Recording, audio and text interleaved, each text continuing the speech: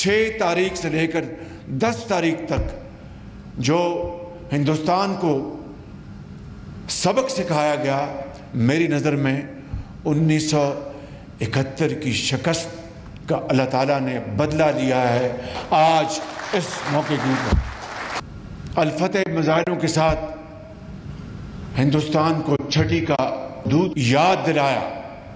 हमने पाकिस्तान के दिफा का हक इस्तेमाल करते हुए उसके 6 जहाज़ गिराए और दूसरे तंजीबात को नुकसान पहुँचाया। 9 की रात को फैसला किया अब हम अपना हक इस्तेमाल करेंगे और दुश्मन के ऊपर एक मेजर्ड अटैक करेंगे। वज़ीर-ए-आज़म शहबाज शरीफ ने कहा, भारत को छठी का दूत याद दिला दिया, 71 की जंग का बदला ले लिया। अफवाज पाकिस्तान ने जारी हद का मुंह तोड़ जवाब दिया। दिफा का हक इस्तेमाल करते हुए भारत के 6 तैयारे गिराए। पाकिस्तान के जवाब पर भारत घुटने टेकने पर मजबूर हुआ। जंग में न्यूक्लियर हथियारों की जरूरत दूर दूर तक नहीं पड़ी। दुनिया को बावर करा दिया कि पहलगाम पर इल्जामात भारत की साजिश है। भारत के दोस्त न्यूट्रल हो गए, जो न्यूट्रल थे वो पाकिस्तान के हक में बोले। मोदी को अब पता चल गया पाकिस्तानी अफवाज तैयार हैं। मोदी सरकार पाकिस्तान पर हमलावर होने के लिए 100 बार सोचेगी।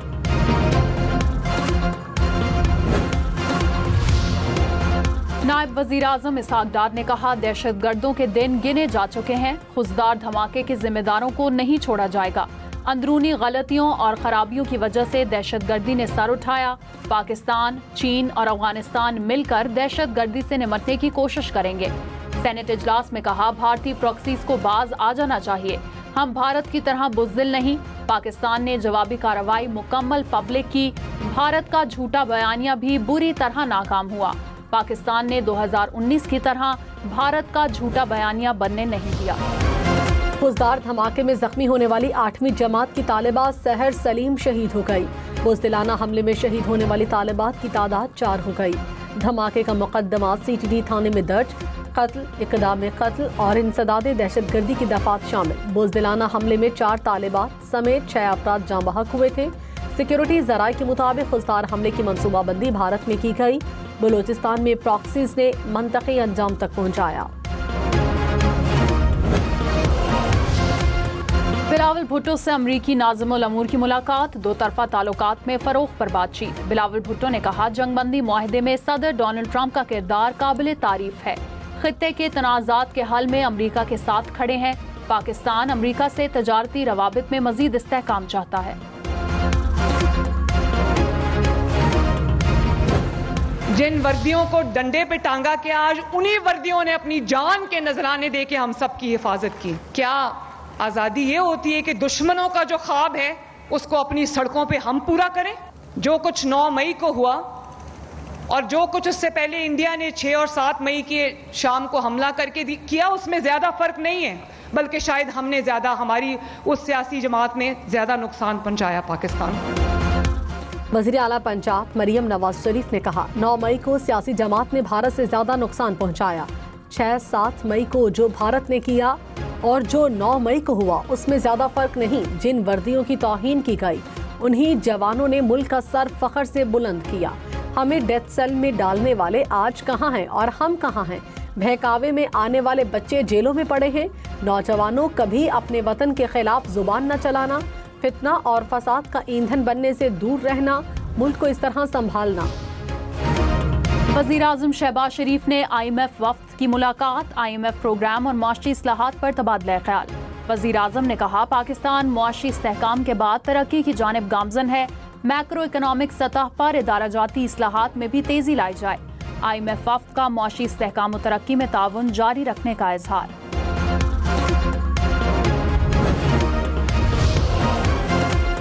IMF का खाद पर 10% और ज़रे जहर पर 5% टैक्स के लिए दबाव। ज़राए के मुताबिक वज़ीर आज़म और मुआशी टीम की IMF को तजवीज़ वापस लेने पर कायल करने की कोशिश।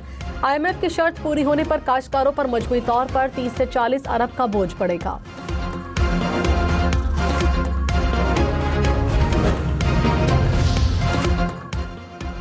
वज़ीर आला अली अमीन गंडापुर ने कहा, बानी PTI पाकिस्तान के लिए मुज़ाकरात के लिए तैयार हैं। मुलाकात न कराई तो IMF शराइत पर साथ नहीं देंगे। मुल्क में हकीकी जमहूरियत की जरूरत है। आइन की बालादस्ती होनी चाहिए। अदालतों में हमारे जो केसेस लगे हैं उनका फैसला होना चाहिए। बानी पीटीआई को हर हाल में रिहा कराएंगे।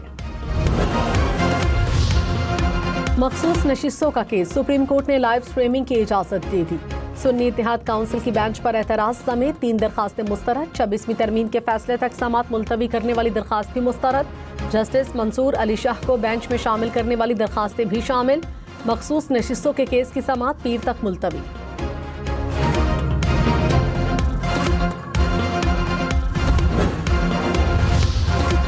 सिंध-तास मुआहदे की मुअत्तली को जंग तस्वुर किया जाए। कौमी असम्बली ने मुतफ़िका करारदाद मंजूर कर ली। कहा हुकूमत पाकिस्तान सिंध-तास के हवाले से ठोस इक़दाम उठाए।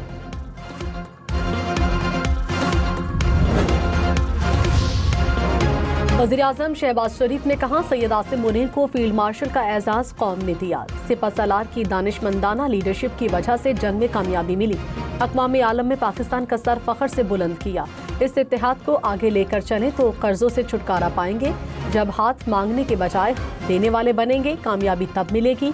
वज़ीर-ए-आज़म ने आज़ाद कश्मीर में शहदा के वर्सा और जख्मियों में इमदादी रकूम तकसीम की।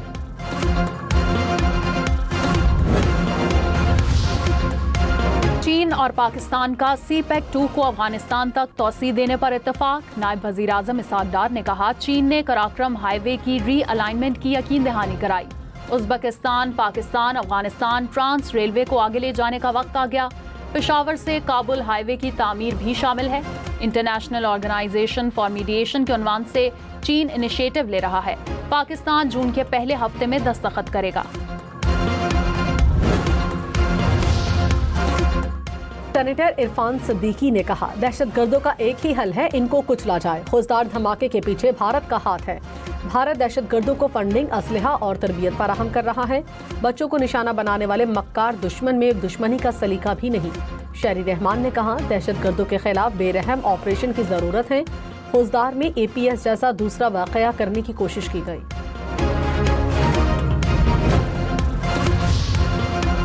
PTI सेनेटर सैयद अली जफर ने कहा बहुत हो गया, अब दहशतगर्दों के साथ मजीद नरमी नहीं बरती जा सकती। खुजदार बस हमले में बच्चों को निशाना बनाया गया। दहशतगर्दों के सहूलतकार हमदर्दी के मुस्तहिक नहीं। हमने भारत में शहरियों को निशाना बनाने से गुरेज किया।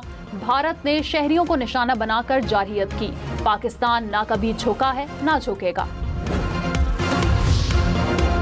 सेनेटर फैसल वावडा ने कहा खुजदार में मासूम बच्चों की शहादत को रायगा नहीं जाने देंगे। सीज फायर का दिफा करना हमारी कमजोरी नहीं, हम पुरअमन लोग हैं, जंग नहीं चाहते। फैसल वावडा की तरक्याती बजट कम करके दिफाई बजट बढ़ाने की तजवीज़। कहा इस फौज ने कम वसाइल में भारत के खिलाफ हर मार्का मारा। तमाम फोर्सेस की तनख्वाहों को डबल करना पड़ेगा।